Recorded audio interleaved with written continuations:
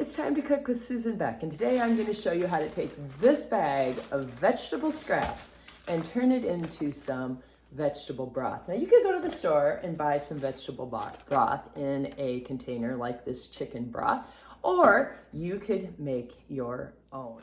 Let's move over to the stove and get this veggie broth underway. And stay tuned because at the end of this video, I'm going to show you how to put together your own bag of veggies for your veggie broth.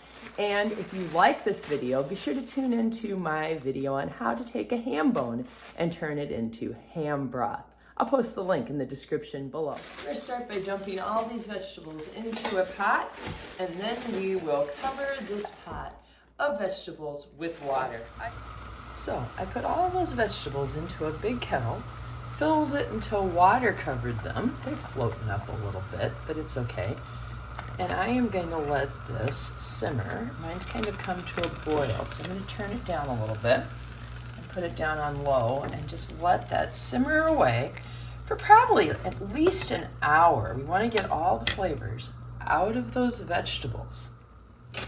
As you can see, we've got the ends of celery, we've got a piece of green pepper, some Swiss chard, some green beans that were a little too big, carrot peels. There's a chunk of garlic scape that I chopped into there. Oh, I just turned under an onion. There's the core of a piece of cabbage and a chunk of broccoli stems. Oh, I just kind of went under there because I prefer all the florets. Stir it now and then, but just let it simmer for 60 to even 90 minutes. We want that water to become flavorful.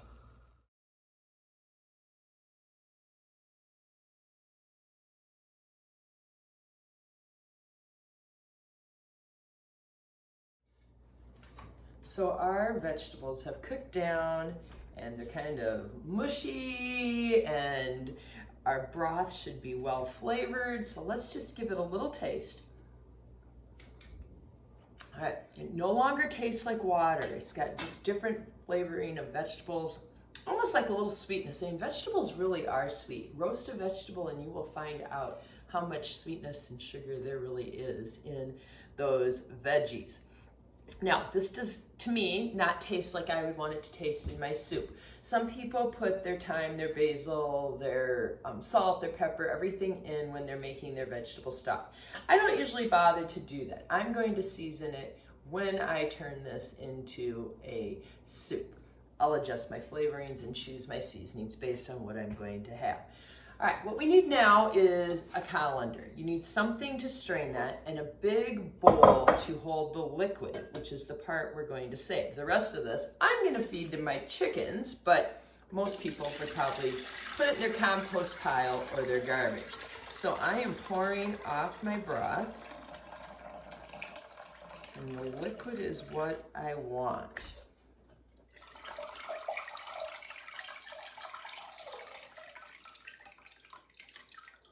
Now I'm pretty sure I can get some more liquid out of this, so I got the main part of the liquid out, but I'm gonna dump those vegetables in, and then I'm gonna just kind of mash that around and get all that good veggie juice.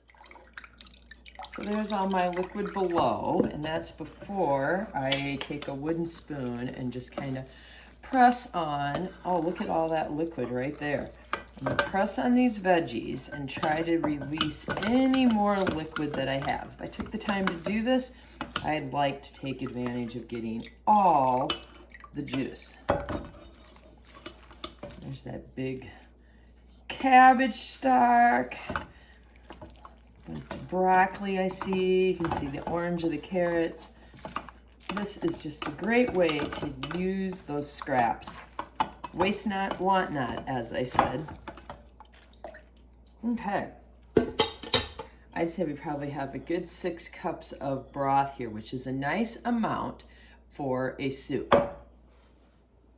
Now, when I got done boiling this down, I let it sit and cool for another hour. That way I'm not as apt to burn myself, and if I'm going to freeze this, then I want to be sure that it's going into the freezer cold and not steaming hot. If you want to use this immediately and make a soup right now today, then maybe do it while it's hot, because you're going to want to throw in your veggies or any chicken or beef or anything you're using, and you can just continue on cooking it. All right, I am going to be using a vacuum sealer. I've got some smaller bags if I wanted to do just maybe 2-3 cups. I am going to freeze all of this in one bag. Like I said, I think I've probably got about 6 cups here, and I think that's a fantastic amount for my soup. I usually make large batches of soup. You've got to decide how big a batch of soup you might want to make. So I'm just going to ladle this into my plastic bag. And what I've found is if you stand that plastic bag up in some other tall container, so I'm just using this Tupperware container here today, it's fairly easy to get the liquid in there and not have the bag fall over or need 2 people. My husband and I sometimes do this together too, where one person holds the bag open and the other puts the liquid in. Now, I said I was going to use a vacuum sealer and these plastic bags today. If you don't have that, you could just use a Ziploc and then just try to keep it standing upright. Same idea here, but maybe even in the freezer, keeping it upright, you don't want it to leak all over. Other options would be, my mom has these canning plastic containers and the lids just pop on, so you could just put it in those and seal it, or any other containers that you have for your freezer. And I don't usually do this, it's just simpler to freeze it, but you could use a canning jar and a lid along with your ring and process this in your canner. Now, due to the low acidity of this vegetable broth, you would not be able to do a hot water bath. You would actually have to do the full canning process if you were going to choose to use pint or quart jars. If you're using the pint jars, you'd need to process that in your canner for 20 minutes and for 25 minutes for your quart jars. So here is my vacuum sealer with the lid up top. And I'm just going to have the power on, and I'm going to put this bag underneath these clips and seal it. I talk a lot about my vacuum sealer and using it in some of my videos, but I've never actually shown my audience what to do. So I like this nice and flat here, and then I'm going to press down on this and it will lock and it will time on this little screen for about 30 seconds. So it's filling the bag with some air, and then it's going to pull that air out and vacuum seal it. And we're down to 10 seconds. Oh, it's starting to even bubble in there. And there it is, all sealed and ready for my freezer. So now that we've made our vegetable broth, we've sealed it and put it into the freezer, let's talk about how I got those vegetables to start with. I like to keep a bag, whether it's a bread bag or one of those plastic bags you get in the produce department where you throw your apples and your peppers into before you go up to the checkout. Some kind of bag. In my freezer, I just roll the top down and keep adding vegetables as I go. So what might go in there? Well, a carrot. If that carrot is clean and not dirty, scrub it a little bit. But we don't usually eat the peels, although you can. It's probably better to. It's probably healthier. So these carrot peels are great for your vegetable broth, as are these ends. I'm just going to toss all of this into my bag. All right, cabbage. This has got that great big core in the middle that I am not going to use in a coleslaw or if I was to steam some cabbage. So I'm just going to cut away from that. And now I've got that harder, bigger parts that I don't want. Cabbage, great thing to add in. If I'm going to make stuffed green peppers, maybe you don't keep the top. I usually do chop those up and use them, but I could just toss that in. Probably get rid of the stem, but the rest of this is great. I also was picking beans today. I'm kind of picky. I don't like beans that start to show that big bean inside. I didn't get these picked soon enough. I am going to snap them because I want everything ready to go. When I put it into that pot and cook it down, it'll give off more flavor if it's broken up. Do that right away. Toss it in your bag. Now recently I picked my garlic scapes and I have those right here. One of them left. And so I don't know about that top where the seed part is. Probably wouldn't hurt me. But I'm just going to chop that up into some 1 or 2 inch pieces. Again, just like the beans, you'll get the flavor out more if you chop that up.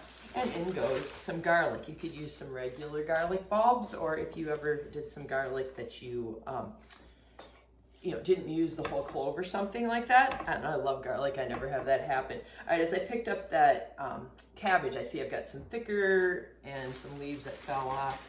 I'm just gonna throw those in there. Now this is this is celery from my garden today, which is nice and healthy and good and ready to go. But celery is a great addition. And usually the celery that I put into here is the celery that's starting to kind of wilt, and definitely wouldn't want to eat it just as a veggie with dip or peanut butter. So again, be sure it's all nice and clean, but toss those little celery pieces in. Now, did you know that the celery leaves are edible? This isn't the fine little ones, but especially when I buy celery from the store and you got those fine little light ones in the middle, I love to use those. But they'll add some flavor as well. If you've got some zucchini, you just got too much of it coming out your ears, chop off the rough end and throw it in the bag. All right, onions, that's another one. An onion is a great addition to the broth. I want to get rid of any part of the onion that's kind of dirty. These came from my garden, so there's, those outer edges and stuff I don't want to use. But inside there is plenty of good onion to use. So I'm gonna cut this top off where it was growing, but that end there is probably not something that I would use and maybe put in a saute or something, but it's perfectly fine for putting in our bag of veggies for our next broth. Okay, also, I don't really want that root. That root's kind of dirty and so forth, but in the middle of this onion, there's usually kind of like a core part that I'm not particularly fond of as well. That might be a great thing to throw in your bag. Or if you're using half of an onion and you're not into saving it, throw the rest into your bag. All right, I got a couple more ideas. Let me grab them from the freezer. Garden season is well underway. I am harvesting vegetables like crazy, but I still have some Swiss chard that I froze last summer. And with fresh in the garden, I'm just not apt to use it. So that would be a great addition to my next vegetable broth. Okay, broccoli is another one, or any vegetables, corn, anything you've got in your freezer that maybe is getting a little old and used. I have some broccoli in my garden, and I'm more of a floret person and not so much into the stalk. So throw the stalk pieces in. Oh, I thought of one more. Mushroom stems. Putting a little mushroom in here would be perfect too. Basically, anything that is coming from something edible and is clean can go into your bag. Roll the top. This bag's only half full. I'll boil it down when I have a full bag of vegetables.